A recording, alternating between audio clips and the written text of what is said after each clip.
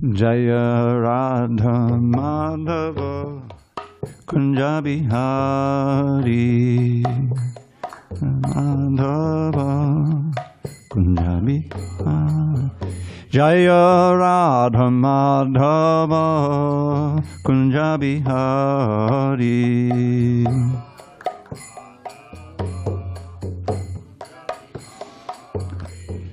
Gopi Janavallabha Girivaradhari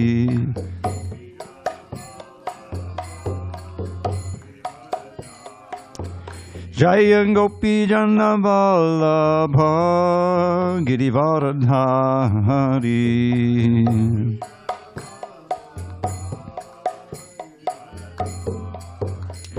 Yashodanandana Brajajana Ranjana Yashodanandana Brajajana Ranjana Yamunatira Vanachari Yamunatira Vanachari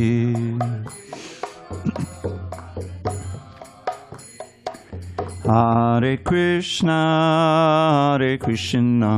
Krishna Krishna Hare Hare Hare Rama Rama Rama Hare Hare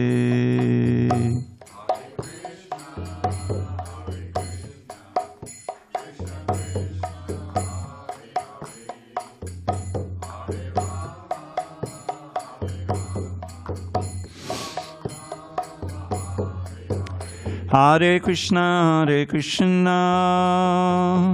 Krishna Krishna Hare Hare Hare Rama Rama Rama Hare Hare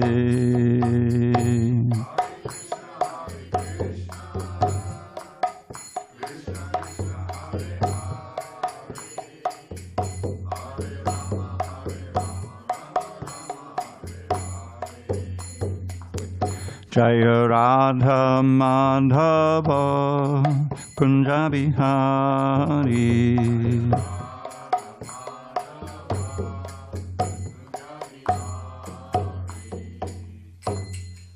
Jai Mishtapad Paramahansa Parivajacharya Ashtottara Shri Srimad Divine Grace Srila A.C. Bhaktivedanta Swami Prabhupada Ki Jai ISKCON BBT Founder Acharya Srila Prabhupada Ki Jai Jai Om Vishnupad Paramahansa Parivajacharya Ashtottara Shri Srimad Divine Grace Srila Bhakti Siddhanta Saraswati Thakur Ki Jai Ananta Koti Vaishnavinda Ki Jai Namacharya Srila Haridas Thakur Ki Jai Srimad Bhagavad Gita Ki Jai Samaveda Bhaktivinoda Ki Jai. All glories to the assembled devotees. All glories to the assembled devotees. All glories to the assembled devotees. All glories to Shri Guru and Gauranga. Okay. Om Namo Bhagavate Vasudevaya. Om Namo Bhagavate Vasudevaya. Om Namo Bhagavate Vasudevaya.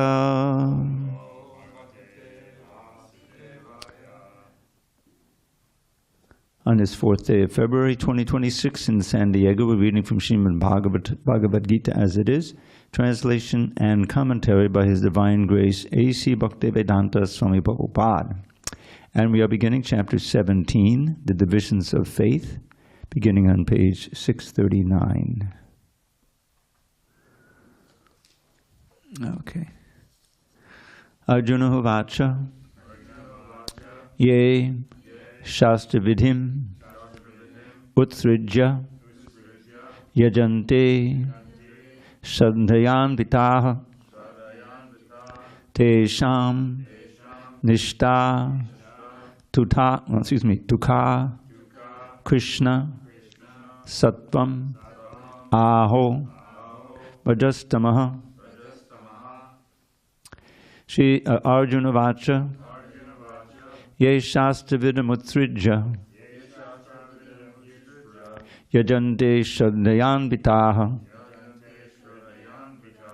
tesham nishtatukha Krishna satvamaho rajastamaha.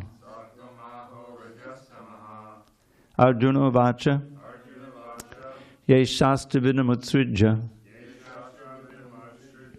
yajante shraddhayanvitaha tesham nishtatukha Krishna satvamaho rajastamaha. Arjuna vacha ye shastra vidamutsrijya yajante shraddhayanvitaha tesham nishtatukha Krishna satvamaho rajastamaha. Madhava.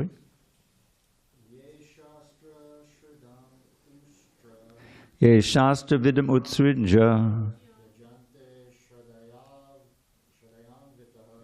yajante shraddhayanvitaha tesham nishtatukha Krishna satvamaho rajastamaha. Go ahead, Jay. Arjuna vacha ye shastra vidam utsrijya yajante shraddhayanvitaha tesham nishtatukha Krishna satvamaho rajastamaha. Prabhu. Arjuna vacha ye shastra vidamutsrijya yajante shraddhayanvitaha tesham nishtatukha Krishna satvamaho rajastamaha. Arjuna uvacha ye shastra vidamutsrijya yajante shraddhayanvitaha tesham nishtatukha Krishna satvamaho rajastamaha. Anyone online? Guess not. Arjuna uvacha, Arjuna said, yea, those who, shastra vidhim, the regulations of scripture, utsrijya, giving up, yajante, worship, shraddhaya, full faith, anvitaha, possessed of, tesham, of them, nishta, the faith, to, but, ka, what, Krishna, O Krishna, sattvam, in goodness, aho, or else, rajaha, in passion, tamaha, in ignorance. Translation. Arjuna inquired, O Krishna, what is the situation of those who do not follow the principles of Scripture, but worship according to their own imagination? Are they in goodness, in passion, or in ignorance? Purport. In the 4th chapter, 39th verse, it is said that a person faithful to a particular type of worship gradually becomes elevated to the stage of knowledge and attains the highest perfectional stage of peace and prosperity.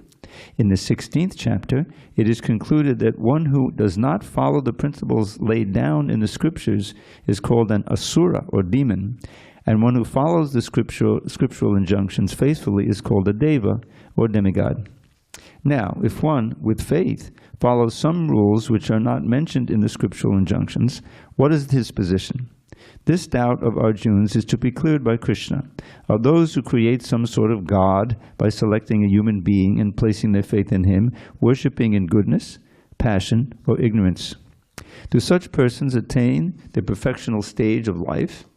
Is it possible for them to be situated in real knowledge and elevate themselves to the highest perfectional stage? Do those who do not follow the rules and regulations of the scriptures, but who have faith in something and worship gods and demigods and men, attain success in their effort? Arjuna is putting these questions to Krishna. So you can see how Om Jnana Timirandasya Jnanandana Shalakaya Chakshu unmilitam mena tasmai Shri Gurave Namaha. I was born in the darkest of ignorance, but my spiritual master Srila Prabhupada opened my eyes with the torchlight of knowledge. I offer my humble obeisances unto him and all members of Shri Parampara, the disciplic succession. So, you can see Arjuna is actually quoting Krishna's verse 23 in the previous chapter, which began, Yash Shastra Vinamutsrija, Vartate Kamakara. And here Krishna is condemning that and says if you give up the Shastra Vidi and act according to Kama, and then you don't get perfection, happiness, or the supreme goal. So let's see what he says. Krishna's, Arjuna's asking what mode they're in at this point. Okay, so text number 2. Shri Bhagavan Vacha Chivadha Bhavati Shraddha Dehinam Sa Svabhavaja Satvaki Rajasi Chaiva Tamasi Chetitam Shanu. The Supreme Personality of Godhead said, according to the modes of nature acquired by the embodied soul, one's faith can be of 3 kinds, in goodness, in passion, or in ignorance. Now hear about this. Purport. Those who know the rules and regulations of the scriptures, but out of laziness or indolence, give up following these rules and regulations, are governed by the modes of material nature. According to their previous activities in the mode of goodness, passion, or ignorance, they acquire a nature which is of a specific quality.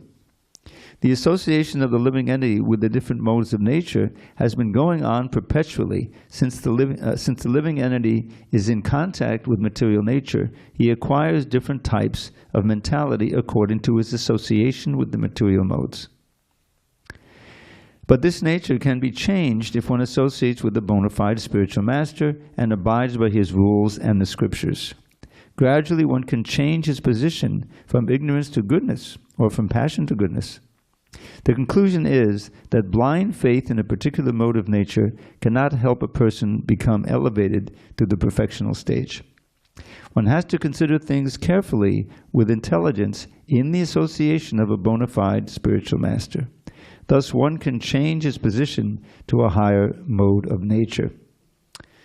So this is key instruction from Krishna. Now notice the word faith is used here in both of these verses.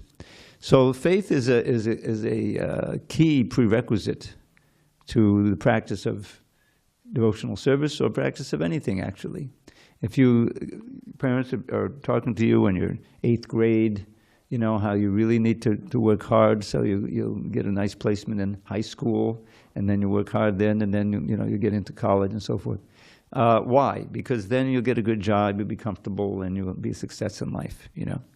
So you have to have faith in that's true. If you're really going to be inspired to do that and perform the austerity of not partying but studying, so to speak. That, in fact, faith is an inevitable concomitant of any activity, whether material or spiritual. I always like to give the example. You're coming down Grand Avenue here, right? And oftentimes people really get going, right? 30, 40 miles an hour or more. And you see there's a green light ahead. So you say, okay, I'm going to go blast through that green light. And you have complete faith that this light is red, right? If you don't have faith in the mechanics of the street lights, then you'll just inch up to that, you see, because so that's just one example. But right? Or that someone will even stop. Yeah. That's another thing. So, but faith is a foundation for any activity that you're going to perform. That is going to be something that you extend into the future. In other words, if I do this now, then I'll get this. If I don't do this now, then I'll be benefited. Right? Your parents are trying to instill faith in you that you have to give up your association with that crowd, because otherwise you get entangled in drugs, and that'll spoil your whole life. So you have to have some faith that they know what's going to happen from experience, from reading and something.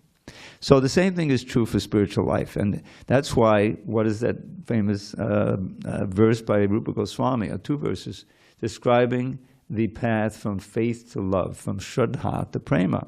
Adhau Shraddha tatak saru sangha tabhajana kriya tato anarta nivritisa tato nishta ruchis tata sakti tata bhava tata prema vyujanjati sadhakana mayam prena prada bhave bhave krama. Krama means step by step. So this is step by step, beginning with faith. Adha Shraddha. Then Adha means in the beginning faith. Then what happens? Tatak saru sangha. The faith has to be, how do you get the faith? Well, you can read a book, you can be remote from a temple, but somehow you get a book, you get online or somehow, and you read something, or you see a kirtan or something piques your interest. So you have to have enough faith to inquire the next thing. Maybe send away for a book or get online again. Pursue it, you see. And that faith ultimately should bring you into the association of devotees. It's good to be able to get online and everything, but really to be physically with devotees in kirtan and so forth. There's no substitute for that. And what happens then? Tatak saru sangha bhajana kriya. Then the next thing is to perform bhajan. Now the first bhajan can just be join the kirtan, a very essential step, right? But ultimately it has to be that you really embrace the idea of bhajan in your own life. Meaning that, okay, I'm going to get up half an hour earlier before I go to work, and I'm going to chant 2 rounds, and then I'll go to work and come back, read the books, and get online, and then weekend I'll go to the temple. But the faith is there to bring you in association, and then going with the bhajan, and that deepens your faith, because you're experiencing something. You're experiencing the benefit of chanting with attention, and this Hare Krishna mantra really has something. And so then it goes on. I'm not going to go through the whole thing, but this is why both of these, it talks about what is that faith. And faith can also be in different modes of nature, right? If you're really in the mode of passion, and means you're always looking for something to enjoy, and you have faith. If I go to this restaurant, I really heard it's good. I'll go in there and eat. Oh, yeah, that was great. So your faith was confirmed, and like that. So this faith and these modes of nature work all the time. But the point is, each of these modes is going to produce a different result. So Krishna is going to describe different austerities, foods in the different modes of nature, austerities in different modes of nature in this very important 17th chapter. Okay, should go on. Sattvanurupa sarvasya Shraddha bhavati bharata Shraddhamayoyam purusho yoyak shraddha saeva saha. We got shraddha 3 times in this verse, so it's important. O son of Bharata, according to one's existence under the various modes of nature, one evolves a particular kind of faith. The living being is said to be of a particular faith according to the modes he has acquired. Purport: everyone has a particular type of faith, regardless of what he is. But his faith is considered good, passionate, or ignorant according to the nature he has acquired. Thus, according to his particular type of faith, one associates with certain persons. So you see, the modes is going to determine the faith that you have and how you associate. Now, the real fact is that every living being, as is stated in the 15th chapter, page 641, Bhushan, 641. Now, the real fact is that every living being, as stated in the 15th chapter, is originally a fragmental part and parcel of the Supreme Lord. Therefore, one is originally transcendental to all the modes of material nature. But when one forgets his relationship with the Supreme Personality of Godhead and comes into contact with the material nature in conditional life, he generates his own position by association with the different varieties of material nature. The resultant artificial faith and existence are only material. Although one may be conducted by some impression or some conception of life, originally he is nirguna, or transcendental. Therefore, one has to become cleansed of the material contamination that he has acquired in order to regain his relationship with the Supreme Lord. That is the only path back without fear, Krishna consciousness. If one is situated in Krishna consciousness, then that path is guaranteed for his elevation to the perfectional stage. If one does not take to the path of self-realization, then he is surely to be conducted by the influence of the modes of nature. The word Shraddha, or faith, is very significant in this verse. Shraddha, 3 times it appears. Shraddha, or faith, originally comes out of the mode of goodness. One's faith may be in a demigod or some created god or some mental concoction. One's strong faith is supposed to be productive of works of material goodness. But in material conditional life, no works are completely purified. They are mixed. They are not in pure goodness. Pure goodness is transcendental. In pure goodness, one can understand the real nature of the Supreme Personality of Godhead. As long as one's faith is not completely in pure goodness, the faith is subject to contamination by any of the modes of material nature. The contaminated modes of material nature expand to the heart. Therefore, according to the position of the heart in contact with a particular mode of material nature, one's faith is established. It should be understood that if one's heart is in the mode of goodness, his faith is also in the mode of goodness. If his heart is in the mode of passion, his faith is also in the mode of passion. And if his heart is in the mode of darkness, illusion, his faith is also thus contaminated. Thus we find different types of faith in this world, and there are different types of religions due to different types of faith. The real principle of religious faith is situated in the mode of pure goodness. But because the heart is tainted, we find different types of religious principles. Thus, according to different types of faith, there are different kinds of worship. So, this is so illuminating, is that how do we know what kind of faith we should generate? And that, again, comes back to association. If you associate with those in the mode of goodness and who are acting according to the faith that they develop in that mode, then you're fortunate if you become attracted to emulate them. In other words, do those things which will also advance you in the mode of goodness. And it's not easy because when you get conditioned by the mode of passion, that means you have a certain number of desires that you've developed, and they can be very strong. So therefore, we find that the process of devotional service requires this phenomenon of surrender. Remember again, the example of Arjuna is very telling, as I think I mentioned last night. Arjuna has his own very strong desires. He wants to see his beloved grandfather figure Bhishma and his beloved teacher Dronacharya alive. He doesn't want to kill them, you see, because he has so much experience at benefiting from their association, and he has great affection for them. Somehow or other, they're on the other side, which is a tragedy, really, because they needed support. In other words, they needed money, and so they were working for Duryodhana. So that is unfortunate, but that's the situation. So Arjuna is torn. He's an example for us. He's torn by his material attachments, which some of them are, admirable. I mean, respect for his grandfather and his teacher, that's fine. But there's a bigger thing going on now. This whole battle has been arranged by Krishna for eliminating the great overpopulation of demonic forces on the earth. And Arjuna is a critical factor. And now he suddenly has cold feet in fighting, So now the real question is Arjuna going to try to serve Krishna's desires, or is he going to serve his own desires?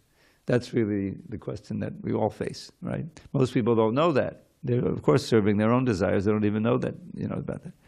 But that's the importance of the Shastra and the Guru and the association, that you get the real choice in your life.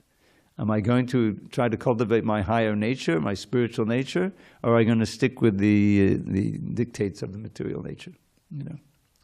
So that's the question. And according to the mode that we're in, then that'll be our faith and activity, because we're conditioned. That's what it means to be conditioned. You've acted in the mode of passion. You enjoyed something. You see, and you've done it again, and you associate with your friends and go carousing or drinking or whatever you're doing, and there's some pleasure there, and that's conditioning. You're conditioned to that. Unless there's an intervention, unless there's another influence that enters your life, then you're imprisoned by that. and that doesn't lead to an auspicious result in your life. So all of us have had the great good fortune of meeting a devotee, reading Prabhupada's books, somehow or other, having Krishna enter into our lives, and by our great good fortune, we were attracted to pursue that and investigate that and pursue the process by which we increase the mode of goodness and we increase the faith in activity according to Krishna's instructions. So Krishna will now pursue this and describe the different modes of nature and the different austerities and foods and everything in the different modes of nature. It's very illuminating. Yes. Is it Jeffrey? Yes, sir. Go ahead. So, a couple of questions. Yeah, this way. A couple of questions. Yeah, point the mic this way. Point it. That's it. Like this? Yes. Okay. So we said that the word Shraddha is used 3 times. I'm assuming the third time is the one with the CH? Yeah. It's this is Sanskrit. And according to the word before, there's sometimes a difference in, yat shraddha. You see the 2 C's there, the C and the CH. One is an aspirated C. But because that word yat, and that was changed, that had been a T, yat. You see, if you look in the word by words, it started out as a T. But because the next word begins with S with a little mark over it, therefore the combination then becomes yat shraddha instead of yat shraddha. The whole thing with the Sanskrit is everything is geared toward the smoothness of the chanting. You see, make it easy. So all of these transformations, this is called sandhi. Sandhi means where 2 things meet, where the end of one word meets the beginning of the other. Mm-hmm. So you'll often find a change in the verse, in the letters. So yes, that word shraddha began originally, if you look in the word by words, as shraddha, like all the others. Got it. Got it? Yeah. And then I just kind of have a comment, maybe you would comment on it, but this passage illuminates, I think, something that everybody in America deals with, in that we all know somebody who maybe goes to church like 3 or 4 times a week and then commits a bunch of questionable acts, but this explains it perfectly. I mean, essentially that person is pursuing that religion based on their spiritual condition, and the thing is, unless you systematically cultivate spiritual life, then you can't be really firmly fixed, in goodness. So that when a challenge comes, you don't, go into passion or ignorance. You see, so that's not easy to come to that point. That requires practice, and purification, basically. So that's a common thing. And tragically, I mean, this is not news to anyone.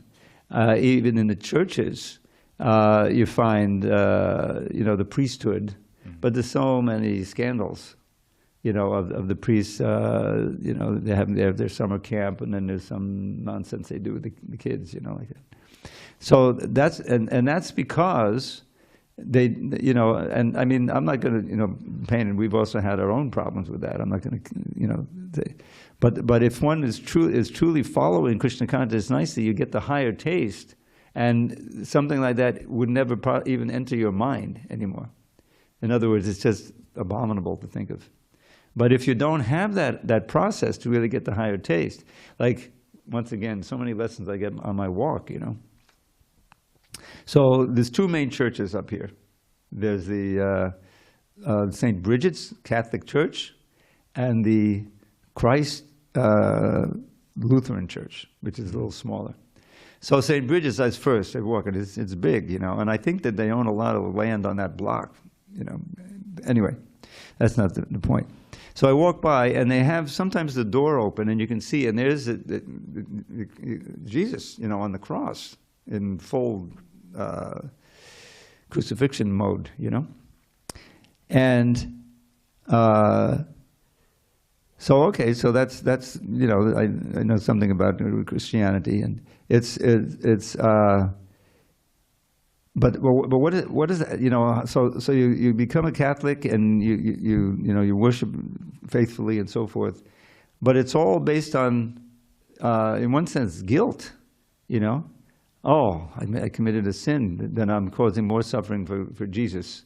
He's on there for my sins, like that, you know.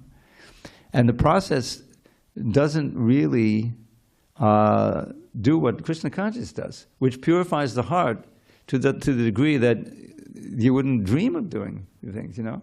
In other words, the desire is gone. This famous verse by Yamunacharya, which is quoted twice in the Bhagavad Gita, I forget exactly where, in which purports. But there's a great backstory. Yamunacharya is a great acharya, not in our line, and he's in the Sri Sampradaya. His disciple is Ramanujacharya, which is another great acharya. So Yamunacharya had been at one point a king. And then, I won't get into the whole story, he was a great student, he was a great devotee as a young man, and then he conquered one court pundit of the king, and the king promised whoever conquers this pundit gets half my kingdom. Because, you know, and Yamunacharya was just a young boy at that time, but he was so brilliant that he gets this kingdom, and he becomes a king.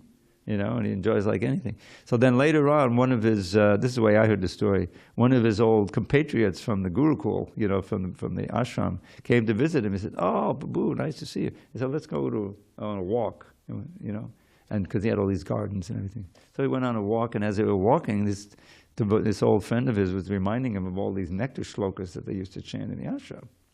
And Rayuma says, oh yeah, I remember that one, you know. And by the time they're halfway through the walk, he says, that's it, I'm out of here. And he just kept walking. And then he became Yamunacharya. And then he writes these, it might be started the Stotra Ratna or not, but he wrote various books. So here's this verse. Yadavadi mamachetak Krishna pada davinde navanavana sadhaman yudyatam rantamasit tadavadi badanadi sangame smayamane bhavati mukhavikara sushtu nishtivanamcha. So he's saying, ever since I've been tasting, moment to moment, the great pleasure of serving the lotus feet of Krishna. Then ever since that has happened, whenever this memory, because, you know, memories just bubble up, you know, of my harem days, basically, as a king, he said, oh, he just says, my mouth twists in disgust and I spit at the thought. You know, it's not like he says, oh, that was nice, you know. No, he's completely lost the taste and it's abominable. And that's the great value and power of Krishna consciousness.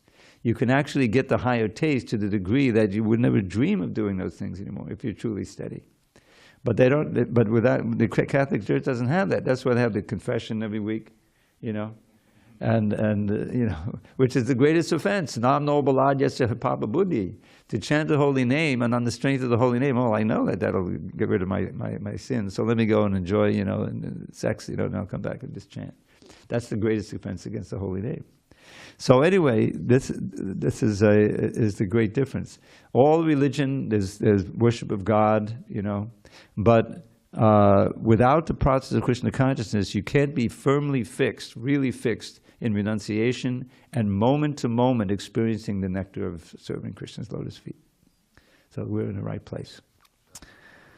Welcome back. Huh? May I ask a quick question? Yeah. Okay.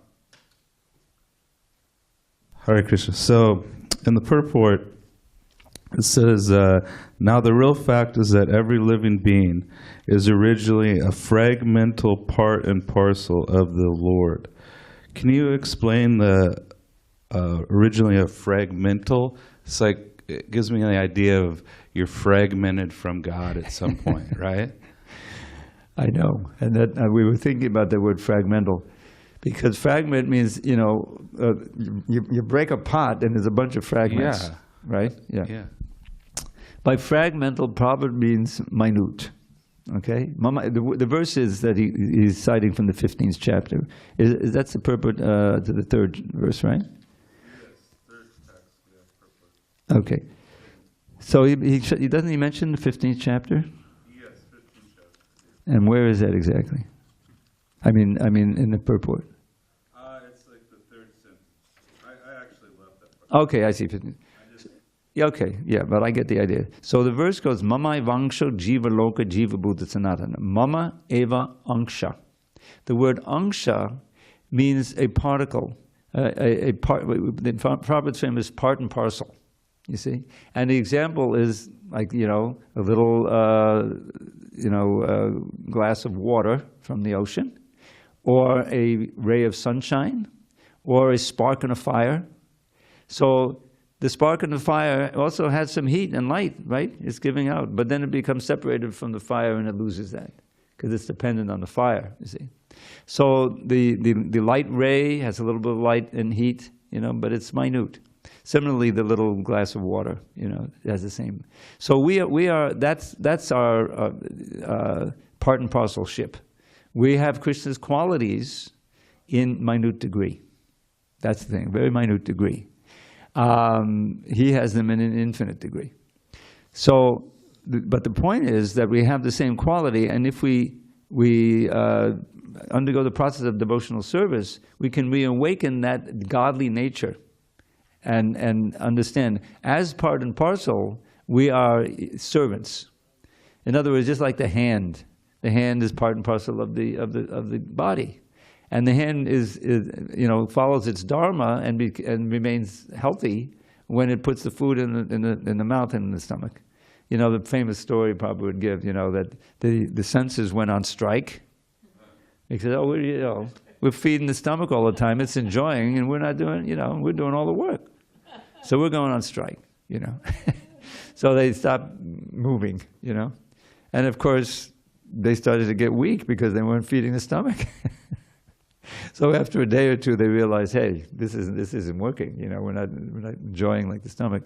So they said, they do their duties and everything, and then through that service, they also enjoy. Similarly, we are part and parcel of Krishna, meaning that Krishna has this quality, Anandamayo Bhyasat. This is one of the Vedanta sutras. I love them because they're so small. They're so short. You can easily remember them. So what it means is that Krishna is always full of bliss. Maya, the word Maya in Sanskrit, not Maya, but Maya, means full of. Karunamayi is often, for ladies get Karunamayi, full of mercy. So Anandamaya means full of bliss, always. Vyasad, that Vyasad means we can tell by checking out his activities. If you look whatever Krishna does, even when he's killing the demons, whatever he's doing, he's blissful doing it. So now, but we are part and parcel of Krishna, so our nature is also to be like that. So why not? Why aren't we always blissful? Because we're so minute that we can be covered and affected by the material energy. But if we act according to the principles of bhakti, we can regain that nature. So we're also blissful all the time by always. And this is again back to that famous phrase. I should make a T-shirt out of this one. Bhajaniya padama purusha sukha matrasa sukhatvam. This is a little section of the Sandarbhas by Jiva Goswami. Very simple Sanskrit. Bhajaniya means worshipable. Padama Purusha, Supreme Person. The worshipable Supreme Person, that's Krishna, that's God. Now, here's the essence. Sukha matra. Matra means only in this context. Only the happiness of the Supreme Lord. Swasukhatvam, one's own happiness. To take one's own happiness only in giving the Lord happiness. That's the essence of pure devotion.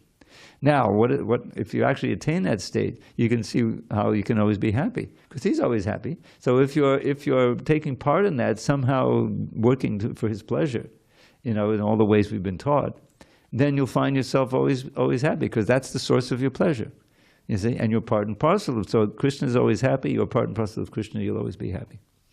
Unlike in the material world, we're detached artificially from Krishna.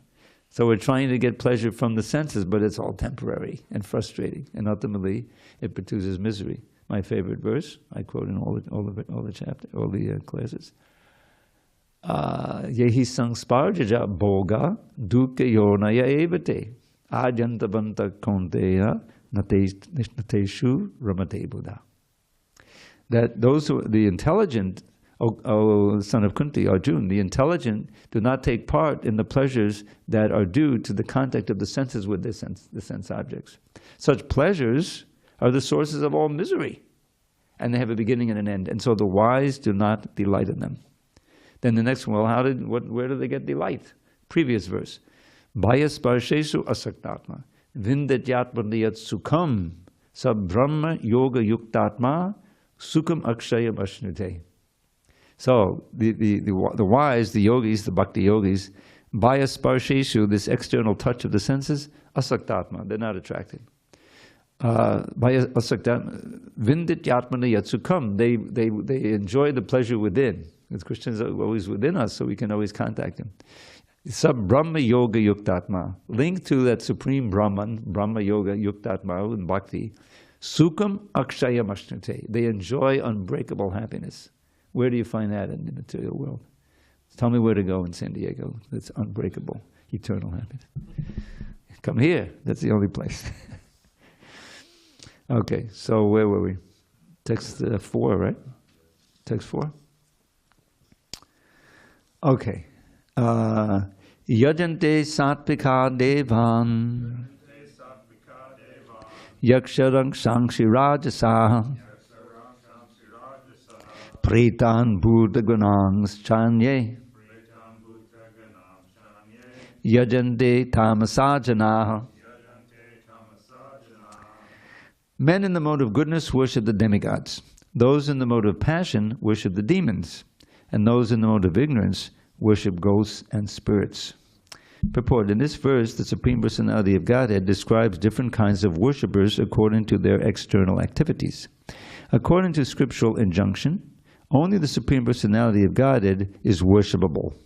But those who are not very conversant with or faithful to the scriptural injunctions worship different objects according to their specific situations in the modes of material nature.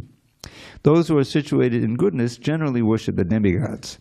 The demigods include Brahma, Shiva, and others such as Indra, Chandra, and the sun god. There are various demigods. Those in goodness worship a particular demigod for a particular purpose. Similarly, those who are in the mode of passion worship the demons. We recall that during the Second World War, a man in Calcutta worshipped Hitler, because thanks to that war, he had amassed a large amount of wealth by dealing in the black market. Similarly, those in the modes of passion and ignorance generally select a powerful man to be God. They think that anyone can be worshipped as God and that the same results will be obtained. Now, it is clearly described here that those who are in the mode of passion worship and create such gods, and those who are in the mode of ignorance, in darkness, worship dead spirits. Sometimes people worship at the tomb of some dead man. Sexual service is also considered to be in the mode of darkness. Similarly, in remote villages in India, there are worshippers of ghosts. We have seen that in India, the lower class people sometimes go to the forest, and if they have knowledge that a ghost lives in a tree, they worship that tree and offer sacrifices. These different kinds of worship are not actually God worship. God worship is for persons who are transcendentally situated in pure goodness. In the Srimad Bhagavatam 4.323, it is said, Sattvam Vishuddham Vasudeva Shabditam. When a man is situated in pure goodness, he worships Vasudeva. The purport is that those who are completely purified of the material modes of nature and who are transcendentally situated can worship the Supreme Personality of Godhead. The impersonalists are supposed to be situated in the mode of goodness, and they worship 5 kinds of demigods. They worship the impersonal Vishnu form in the material world, which is known as philosophized Vishnu. Vishnu is the expansion of the Supreme Personality of Godhead, but the impersonalists, because they do not ultimately believe in the Supreme Personality of Godhead, imagine that the Vishnu form is just another aspect of the impersonal Brahman. Similarly, they imagine that Lord Brahma is the impersonal form of the material mode of passion. Thus they sometimes describe 5 kinds of gods that are worshipable, but because they think that the actual truth is impersonal Brahman, they dispose of all worshipable objects at the ultimate end. In conclusion, the different qualities of the material modes of nature can be purified through association with persons who are of transcendental nature. So you can see how you can go astray. Even if you're in the mode of goodness, you're worshiping some deva. But it's always for some selfish reason that you worship the devas. You know, no one worships Indra because they want to develop love for Indra. You know, they say, oh, I can go to Indra Loka. Now we're talking, you know. I can enjoy like anything. But it's all on the material plane, and ultimately your chine punya, your punya is used up, and you can thrown down here to Martyaloka. So you haven't gone anywhere. You've wasted a lot of time, and we don't want to waste any time. So this is why the association with pure devotees and reading pure Shastra is so important, because you get the real truth. Unless your intelligence is purified and empowered by hearing the actual truth from the Shastra, from the right source, Guru Sadhu Shastra, then you're going to be misled. You're going to be misled. You'll become convinced, totally convinced, 100% convinced that this person is God, or I should follow this, like that. Or you'll be 100% convinced that those Hare Krishnas are totally nuts, I mean, I'm going to go to the rock concert. They still have those rock concerts? I don't know. Anyway, and, I'm going to get high like I always do. I'm going to have a great time. I'm going to hang out with those Hare Krishnas. My cousin, he spent some time at the temple, and he shaved his head. He looked crazy, I don't know.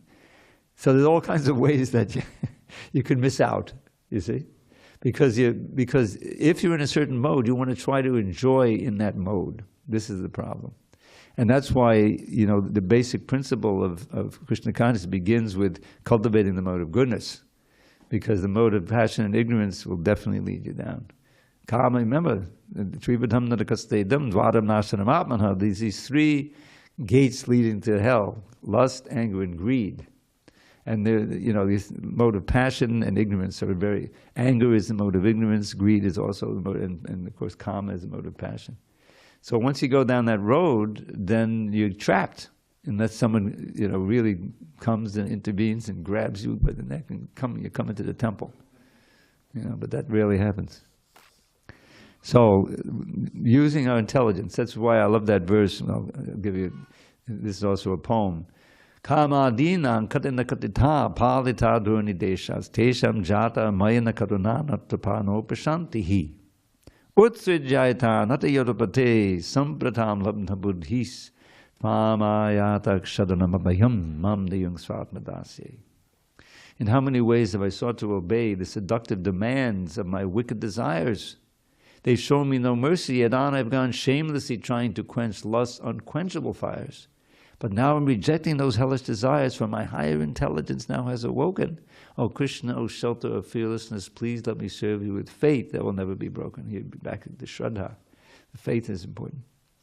So this is a prayer, maybe written by Madhavendra Puri, but it's an essential kind of step in our devotional career, because we have to strengthen that intelligence through hearing, through study, through hearing and chanting, association, and practice. When you have faith in in chanting and you chant and you experience something, you say, "Oh, that faith was well placed." And after a point, you're spontaneously attracted. It's not a question. Okay, I want to do this, but I'm going to do the Hare Krishna. No, you want to go to the Hare Krishna, and that's a good position to be at. That's why this lounge is so nice, because just by having the kirtan regularly like that, people are becoming attracted. They're into kirtan. And that's the most auspicious thing, to be into kirtan. Okay, it's getting a little late. Is there any further discussion? Let's see.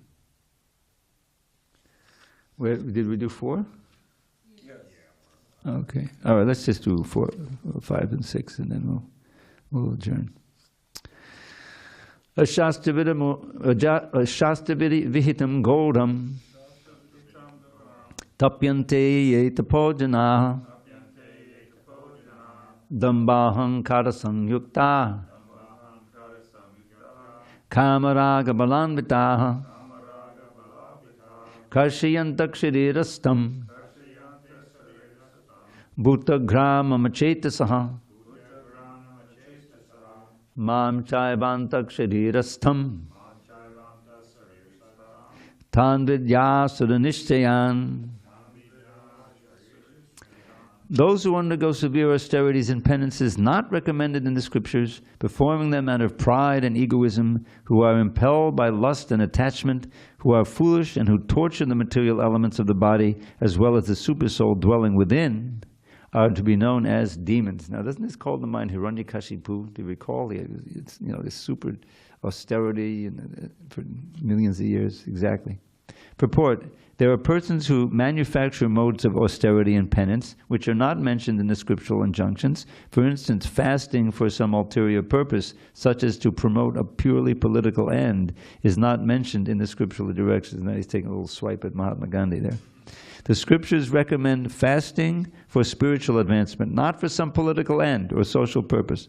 Persons who take to such austerities are, according to the Bhagavad Gita, certainly demoniac. Well, their acts are against the scriptural injunctions and are not beneficial for the people in general. Actually, they act out of pride, false ego, lust, and attachment for material enjoyment. By such activities, not only in the combination of material elements, not only is the combination of material elements of which the body is constructed disturbed, but also the Supreme Personality of Godhead Himself living within the body. Such unauthorized fasting or austerities for some political end are certainly very disturbing to others. They are not mentioned in the Vedic literature. A demoniac person may think that he can force his enemy or other parties to comply with his desire by this method, but sometimes one dies by such fasting. These acts are not approved by the Supreme Personality of Godhead, and he says that those who engage in them are demons.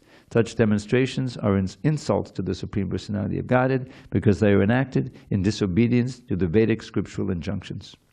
The word achetasa is significant in this connection. Persons of normal mental condition must obey the scriptural injunctions. Those who are not in such a position neglect and disobey the scriptures and manufacture their own way of austerities and penances. One should always remember the ultimate end of the demoniac people as described in the previous chapter. The Lord forces them to take birth in the wombs of demoniac persons. Consequently, they will live by demoniac principles life after life, without knowing their relationship with the Supreme Personality of Godhead. If, however, such persons are fortunate enough to be guided by a spiritual master who can direct them to the path of Vedic wisdom, they can get out of this entanglement and ultimately achieve the supreme goal. Okay, so we have time for one poem. Let's see. What poem should it be? Oh, Prabhupada, we hail the day when you appear just like a ray of Krishna's vast effulgent bright to give this blind world back its sight. We thank you from the bottom of our hearts and pray with deepest love that we may serve your lotus feet in every circumstance we meet. As years go by and books go out, we see what life is all about, to serve your mission and our Lord's by spreading wide your sacred words. As well, you want us all to strive to let those words direct our lives. This safest path will lead us home, no more in Maya's realm to roam. All glories to Srila Prabhupada. Hari Hari Bol. Okay.